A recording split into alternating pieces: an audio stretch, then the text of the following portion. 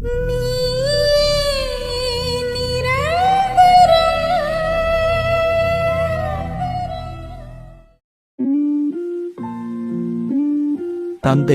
மகன், தூய ஆவியாரின் பெயராலே ஆமென். முதல் வாசகம். ஒரே உள்ளமும் ஒரே உயிருமாய் இருந்தனர். திருத்தூதர் பணிகள் நூலிலிருந்து வாசகம். அதிகாரம் 4. இறை வார்த்தை 32 முதல் 37 வரை. அந்நாள்களில் நம்பிக்கை கொண்ட மக்கள் அனைவரும் ஒரே உள்ளமும் ஒரே உயிருமாய் இருந்தனர்.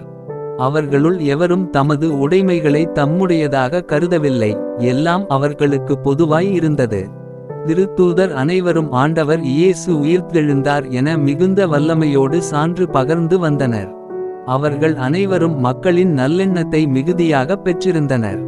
தேவையில் உழல்வோர் எவரும் அவர்களுள் காணப்படவில்லை.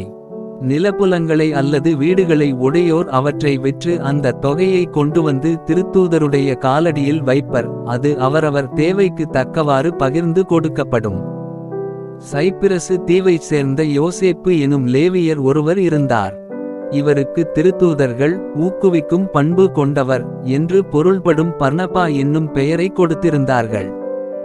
அவர் தமது நிலத்தை விற்று அந்த பணத்தை கொண்டுவந்து திருத்தூதர்களது காலடியில் வைத்தார். இது ஆண்டவரின் அருள்வாக்கு. பதிலுரை பாடல். பல்லவி. ஆண்டவர் ஆட்சி செய்கின்றார், மாட்சியை ஆடையாய் அணிந்துள்ளார். ஆண்டவர் ஆட்சி செய்கின்றார், அவர் மாட்சியை ஆடையாய் அணிந்துள்ளார். ஆண்டவர் வல்லமையை கச்சையாக கொண்டுள்ளார். பல்லவி. ஆண்டவர் ஆட்சி செய்கின்றார், மாட்சியை ஆடையாய் அணிந்துள்ளார். பூவுலகை அவர் நிலைப்படுத்தினார், அது அசைவுறாது. உமது அரியணை தொடக்கத்திலிருந்தே நிலை பெற்றுள்ளது, நீர் தொன்று தொட்டே நிலைத்துள்ளீர். பல்லவி. ஆண்டவர் ஆட்சி செய்கின்றார், மாட்சியை ஆடையாய் அணிந்துள்ளார். உம்முடைய ஒழுங்குமுறைகள் மிகவும் உறுதியானவை, ஆண்டவரே. என்றென்றும் தூய்மையே உமது இல்லத்தை அழகு செய்யும். பல்லவி. ஆண்டவர் ஆட்சி செய்கின்றார், மாட்சியை ஆடையாய் அணிந்துள்ளார். நற்செய்திக்கு முன் வாழ்த்தொலி. அல்லேலுயா, அல்லேலுயா. மானிடமகனில் நம்பிக்கை கொள்ளும் அனைவரும் நிலைவாழ்வு பெரும்பொருட்டு அவர் உயர்த்தப்பட வேண்டும். அல்லேலுயா. நற்செய்தி வாசகம். விண்ணகத்திலிருந்து இறங்கி வந்துள்ள மானிட மகனைத் தவிர வேறு எவரும் விண்ணகத்திற்கு ஏறிச் சென்றதில்லை. யோவான் எழுதிய தூய நற்செய்தியிலிருந்து வாசகம். அதிகாரம் 3. இறை வார்த்தை 7 முதல் 15 வரை. அக்காலத்தில் இயேசு நிக்கதேமிடம் கூறியது, நீங்கள் மறுபடியும் பிறக்க வேண்டும் என்று நான் உமக்கு கூறியது பற்றி நீர் வியப்படைய வேண்டாம்.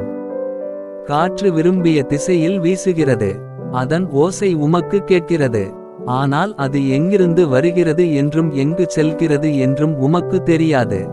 தூய ஆவியால் பிறந்த அனைவருக்கும் இது பொருந்தும் என்றார். நிக்கதேம் அவரை பார்த்து, இது எப்படி நிகழ முடியும் என்று கேட்டார். அதற்கு இயேசு கூறியது, நீர் இஸ்ரேல் மக்களிடையே போதகராய் இருந்தும் உமக்கு இது தெரியவில்லையே. எங்களுக்கு தெரிந்ததை பற்றியே பேசுகிறோம், நாங்கள் கண்டதை பற்றியே சான்று பகர்கிறோம். எனினும் எங்கள் சான்றை நீங்கள் ஏற்றுக்கொள்வதில்லை என உறுதியாக உமக்குச் சொல்கிறேன். மண்ணுலகு சார்ந்தவை பற்றி நான் உங்களுக்கு சொன்னதை நீங்கள் நம்பவில்லை என்றால் விண்ணுலகு சார்ந்தவை பற்றி சொல்லும்போது எப்படி நம்பப் போகிறீர்கள்?